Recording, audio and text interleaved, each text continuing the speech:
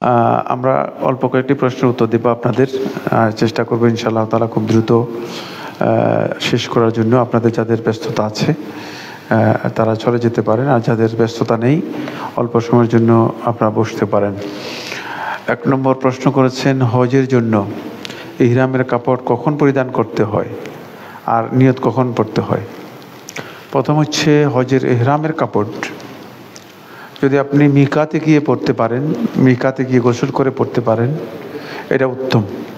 কিন্তু যেহেতু বাংলাদেশ থেকে যারা হজে যাবেন তারা কেউ মিকাতে যাবেন না, যেহেতু ফ্লাইটে যাবেন, বিমানে যাবেন, বিমানে নামার, মিকাতে নামার আপনার ব্যবস্থা নেই। এই জন্য আপনি আপনার ঘর থেকে অথবা আপনি হাজি ক্যাম্প থেকে এহরামের কাপড় পরে নিতে পারেন, ঘর থেকেও পরে নিতে পারেন। এহরামের কাপড় পরাটা কিন্তু এহরাম নয়। এহরামের নিয়ত করবেন আপনি মিকাত অতিক্রম করার আগে। মিকাতে পৌঁছার আগেই ফ্লাইটে ঘোষণা দেওয়া হয় যে আমরা অল্প কিছুক্ষণের মধ্যে মিকাত অতিক্রম করব, বা 10 মিনিট বা 15 মিনিট বলে দেয় যে অল্প কিছুক্ষণের মধ্যে মিকাত অতিক্রম করব। আবার আপনি নিজেও হিসাব করতে পারবেন। আপনি যখন দেখবেন যে সময় 6 ঘন্টার মধ্যে আর 20-25 মিনিট বাকি আছে, তাহলে বুঝে গেছে আপনি মিকাতের কাছাকাছি চলে আসছেন। যাদের বুদ্ধিমত্তা আছে তারা এমনি বুঝবে যে মিকাতের টাইমটা বুঝতে খুব সহজ। মানে 20 মিনিট, ল্যান্ডিংয়ের 20 মিনিট আগেই আপনি মিকাত অতিক্রম করবেন। মিকাতটা খুব কাছাকাছি জায়গায়, মানে সুতরাং এর আগেই আপনি নিয়ত করতে হবে, এবং সেখান থেকে নিয়ত করা হচ্ছে সুন্নাহ। বাড়ি থেকে আপনি নিয়ত করবেন না, এহরামের নিয়ত করবেন না। আর এহরামের নিয়ত এগুলো বিস্তারিত জেনে নেবেন। অন্যথা অনেকে আছে যে নিয়ত ছাড়াই হজ করে ফেলেন, বলে আলহামদুলিল্লাহ হজ করে আসছি। কী হজ করে আসছেন, কী করছেন? কিচ্ছু না, সবাই যেভাবে করছে এভাবে করছি। এটা হলে হজ হবে না। খেয়াল রাখবেন, হজে তামাত্ম সংক্ষিপ্ত বিবরণ দিলে ভালো হতো না? সংক্ষিপ্ত বিবরণ করে হজে তামাত্মর জন্য 1 ঘন্টা আলোচনা করলে তাহলে ভালো হতো। এটা আমার হাতে শেষ সময় নেই। হজে তামাত্ম অনেক বিস্তারিত একটা আলোচনার বিষয় রয়েছে, এগুলো সংক্ষিপ্ত প্রশ্নোত্তর প্রোগ্রামের মধ্যে যথেষ্ট নয়। স্বামীর আগের সন্তান সুদী ব্যাংকে চাকরি করে, যে মাঝে মধ্যে আমাকে কাপড় গিফট করে বা আমার জন্য খাবার কিনে আনে, এক্ষেত্রে আমার করণীয় কি? করণীয় হচ্ছে, যদি তার ইনকাম পরিপূর্ণ হারাম হয় আপনি নাও খেতে পারেন। উত্তম হচ্ছে আপনি যদি বর্জন করতে পারেন ভালো, কিন্তু আপনার জন্য এটা জায়েজ, এটা হারাম নয়। আপনাকে দিলে এটা আপনার জন্য হারাম নয়, জায়েজ। কারণ হারাম হচ্ছে তার ইনকামটা, তার জন্য। আপনাকে যখন সে দিবে তখন এটা আপনার জন্য জায়েজ, কিন্তু সেক্ষেত্রে আপনি আপনার তাকওয়ার উপর নির্ভর করবে, আপনি কোন পর্যায়ের তাকওয়াশীল। নিজে সারাক্ষণ 24 ঘন্টা মিথ্যা বলেন, এটার জন্য এটা জায়েজের জন্য প্রশ্ন করতেছেন এরকম কিনা? বেশিরভাগ লোক তো না, সারাক্ষণ গীবত করে, সারাক্ষণ সকলকরি করে, সারাক্ষণ মিথ্যা বলে, আর এই মাসালা এসে আমাকে জিজ্ঞেস করে। বুঝতে পেরেছেন? এটা হচ্ছে সহিহ বুখারীর riwayতের মধ্যে এসেছে। আব্দুল্লাহ ইবনে ওমর কাছে এসে জিজ্ঞেস করল, আব্দুল্লাহ ইবনে ওমর, তোমার একটা মাসালা জিজ্ঞেস করতাম। বলো কি মাসালা?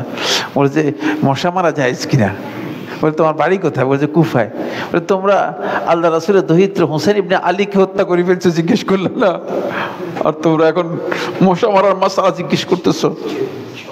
কত ভয়ঙ্কর কথা, কত ভয়ঙ্কর কথা। সুতরাং খেয়াল রাখতে হবে আপনাদেরকে, মানে যেটা জায়েজ মাসালা এটা নিয়ে এত বেশি আমরা বাড়াবাড়ি করি, এটা শয়তানের একটা কৌশল।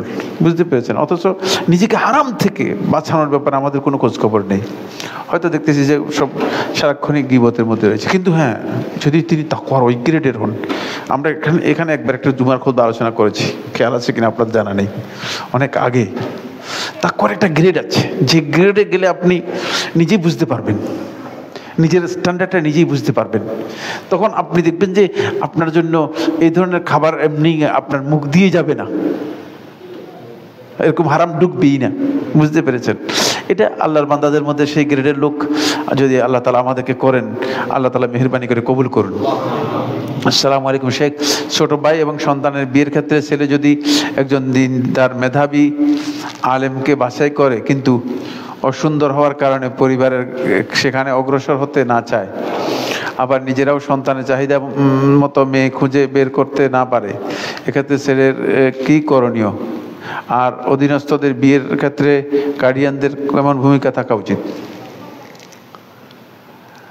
গার্ডিয়ান যারা আছে ছেলে যদি পছন্দ করে গার্ডিয়ানদের ভূমিকা হবে সেটা যদি দিনের ক্ষেত্রে কোনো ধরনের কম্প্রোমাইজ না থাকে, দিন ঠিক থাকে, তাহলে সেখানে অনুমোদন দেয়া, সেখানে অনুমোদন দেওয়া হচ্ছে অভিভাবকদের কাজ। অভিভাবক মানে টাকা কতটুকু আছে, চাকরি আছে কিনা, ব্যাংক ব্যালেন্স কত, ব্যাংকের স্ট্যাটাসটা নিয়ে আসেন, এগুলো অভিভাবকের কাজ না, দেখবে শুধুমাত্র তার সব ঠিক আছে কিনা। আর সুন্দরের ব্যাপারটা এটা একেবারেই আপেক্ষিক। সৌন্দর্য মানুষের সারা জীবন থাকে না, সৌন্দর্য কিছুই না আসলে। সৌন্দর্য হলে, সুন্দর হলে ভালো, যেহেতু সুন্দরটাকে বিবেচনার কথা হাদিসের মধ্যে আসছে, সুন্দর বিষয়টা বিবেচনা থাকলে ভালো। কিন্তু সবচেয়ে বড় বিবেচনা হচ্ছে দ্বীনের বিবেচনা, মানে আপনার মেয়ার হচ্ছে, স্ট্যান্ডার্ড হচ্ছে দ্বীনের বিবেচনা। দ্বীনের বিবেচনা ঠিক হলে বাকিগুলোকে আপনি মিনিমাইজ অথবা মাইনাস করতে পারেন, কনসিডার করতে পারেন। সেক্ষেত্রে অধীনস্থদের ব্যাপারে অভিভাবকের দায়িত্ব হচ্ছে অভিভাবক বিয়েটা যত দ্রুত সম্ভব করার জন্য চেষ্টা করবেন। এখন অভিভাবক যদি এখানে আসলে আর ছেলে পছন্দ হয় না, এখানে পরিবার পছন্দ হয় না, এখানে আসলে গরিব, তাহলে তো আপনি বিয়ে দিতে পারবেন না, কারণ আপনি তো আপনার মন মতো একজন মানুষ তৈরি করা তো সম্ভব না, এটা তো আল্লাহ তাআলা তৈরি করেছেন। সুতরাং এই জায়গায় আপনাকে খেয়াল রাখতে হবে। আসসালামু আলাইকুম রহমতুল্লাহ। ওয়ালাইকুম সালাম। এক ব্যক্তির নিকট 7 লক্ষ টাকা এই মুহূর্তে, 7 লক্ষ টাকা এই মুহূর্তে নাই, কিন্তু তার নিকট 1.5 লক্ষ টাকা আছে, সে কি এই সময় উমরা করতে পারবে? না না, তার উমরা করার দরকার নেই, উমরা তো ফরজ নয়, উমরা ফরজ ওয়াজিব নয়, বুঝতে পেরেছেন? তিনি যদি হজে যান তাহলে হজের সাথে উমরা করতে পারবেন। উমরার ব্যাপারে আলেমদের ইখতিলাফ রয়েছে। বিশুদ্ধ বক্তব্য হচ্ছে সুন্নাত মুআক্কাদা, বিশুদ্ধ বক্তব্য হচ্ছে সুন্নাত মুআক্কাদা। সুতরাং তিনি কেন মানে মানে হজের মাসালা আসলে বুঝলেন, ফরজিয়তের মাসালা আসবে। এখন হজ হচ্ছে আপনার জন্য গুরুত্বপূর্ণ বিষয়। আমার জানা মতে মক্কা যার পৌঁছার সামর্থ্য আছে তার জন্য হজ ফরজ, এই বিষয়ে জানাবেন। হ্যাঁ, মক্কা পৌঁছার সামর্থ্য থাকলে তারপর হজ ফরজ। এখন মক্কা পৌঁছার সামর্থ্য বলতে আপনি হজের খরচ দিতে হবে, হজের খরচ তো চেঞ্জ হয়ে গেছে। এখন তার হজের খরচ মানে আপনি মক্কায় যাওয়ার আসা যাতায়াত খরচ হলো, কিন্তু অন্যান্য খরচ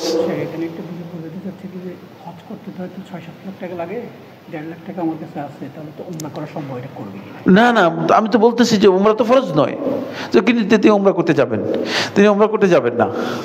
এটা গলত মাসালা দিচ্ছে এজেন্সিগুলো, এজেন্সির সুবিধার্থে, বুঝতে পেরেছেন? সেটা হলো যে আসেন আপনি উমরা হজ না করতে পারলে উমরাটা করে নেন। উমরা তো সুন্নাত, উমরা তো সুন্নাতের মাসালা, যে আলেমদের মধ্যে ইখতিলাফ আছে, কেউ কেউ ওয়াজিব বলেছেন, তবে বিশুদ্ধ বক্তব্য যেটা সুন্নাত মুআক্কাদা। এখন আপনার কেন আপনি অস্থির হবেন? আপনি 1.5 লাখ টাকা আছে, আরো হোল্ড করেন, আরো জমান, যদি আরো কিছু হয় হজটা করতে করেন।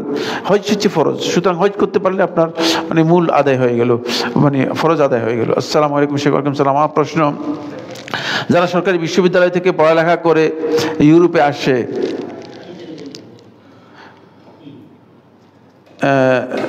ইউরোপ আমেরিকাতে সেটেল হয়, তারা তো জনগণের টাকায় পড়ালেখা করেছে দেশকে খেদমত করার জন্য, এই জন্য কি তারা আল্লাহর কাছে জবাবদিহিতা করতে হবে? না, কে বলছে আপনারা জনগণের টাকায়? সরকারি বিশ্ববিদ্যালয়ে পড়লে মানে জনগণের টাকায় পড়ালেখা করছে, ব্যাপারটা এটা কে বলছে আপনাকে? না, সরকারি বিশ্ববিদ্যালয়ে সরকার জনগণকে পড়ার জন্য একাডেমিক যে সাপোর্ট দিয়ে থাকে, এটা মানে সরকারের পক্ষ থেকে সাপোর্ট। এর জন্য বাধ্যতামূলক নয় যে সে বাংলাদেশে সার্ভিস দিতে হবে। তবে সরকারের সাথে যদি এই ধরনের কোনো চুক্তি হয়, চুক্তি হলে তাহলে আপনি সার্ভিস দিতে হবে, যদি এ ধরনের কোনো চুক্তি হয়। কিন্তু ভর্তি ফরমের মধ্যে এরকম কোনো চুক্তি নেই, পড়ালেখার সাথে এরকম কোনো চুক্তি নেই, একাডেমিক কোথাও এই ধরনের কোনো চুক্তি নেই যে তুমি এখানে কি করতে হবে, সার্ভিস দিতে হবে। কোনো কোনো প্রতিষ্ঠান আছে সেগুলোতে চুক্তি হয়, যেমন মনে করেন যারা মানে বিমানের পাইলট হিসেবে মানে একাডেমিক সায়েন্সের উপর পড়তেছে, তাদের চুক্তিপত্রের মধ্যে লেখা আছে যে তিনি এই মানে কোর্স কমপ্লিট করার পরে 5 বছর 3 বছর সার্ভিস দিতে হবে। আর আমেরিকার অথবা ইউরোপের বিভিন্ন ইউনিভার্সিটিগুলোতে এরকম চুক্তি আছে। যদি এ ধরনের চুক্তি হয় অবশ্যই আপনাকে চুক্তি পূরণ করতে হবে।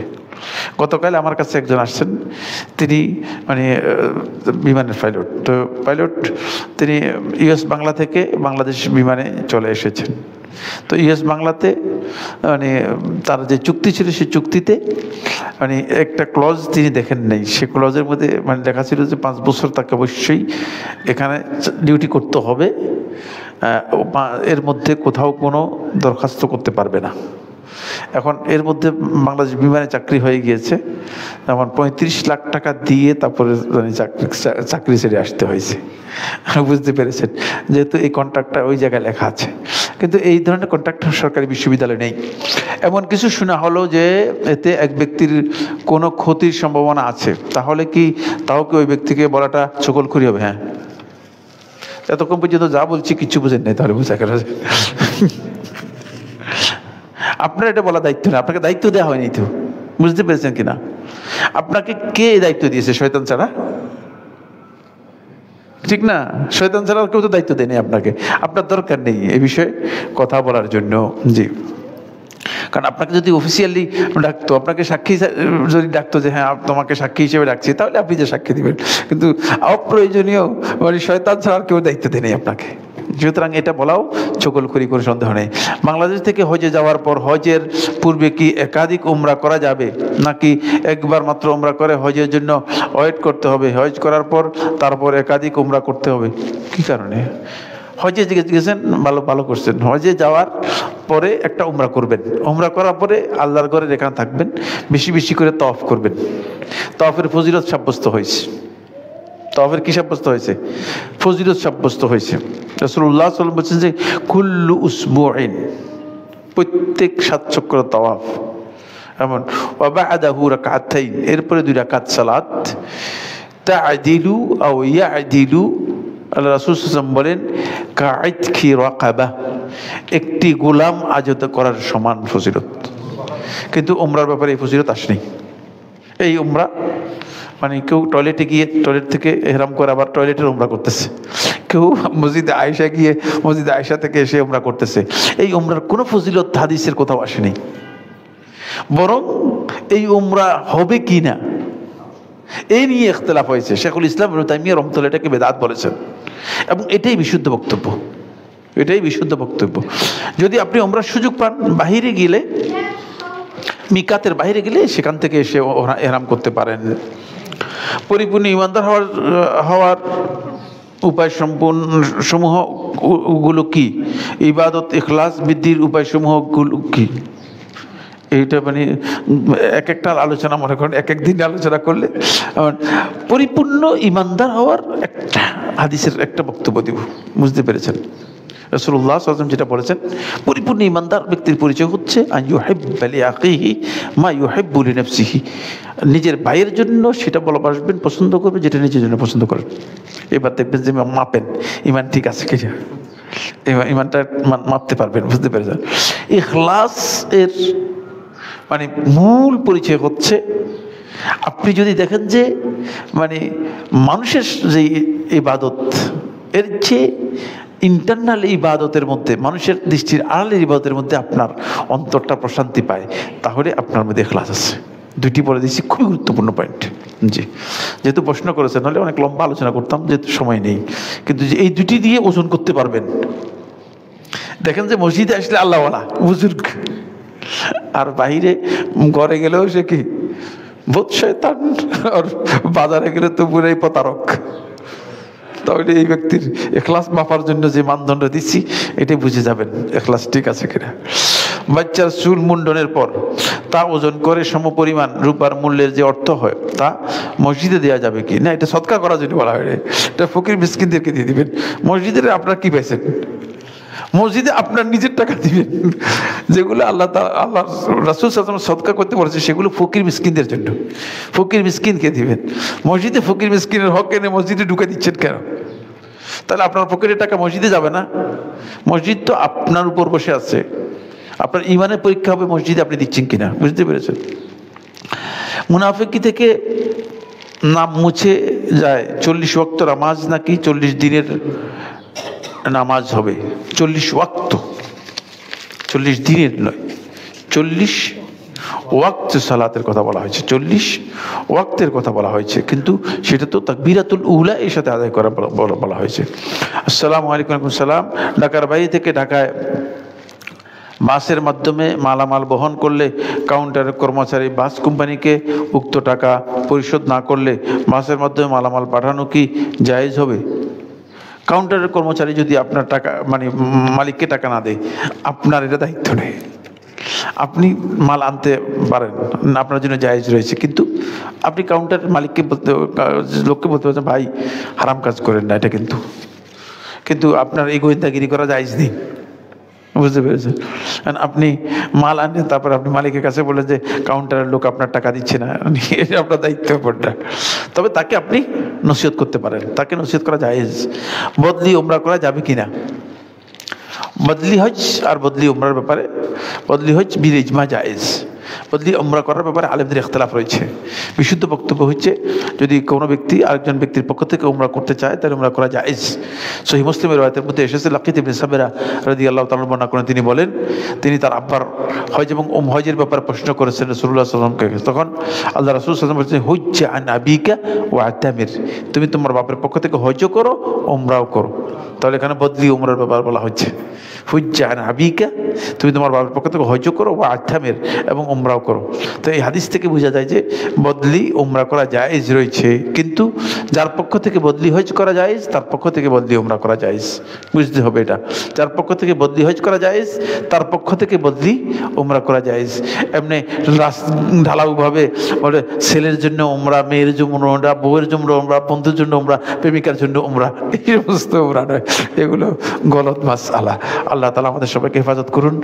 সুবহানাকাল্লাহুম্মা ওয়া বিহামদিকা আশহাদু আল্লা ইলাহা ইল্লা আনতা আস্তাগফিরুকা ওয়া আতুবু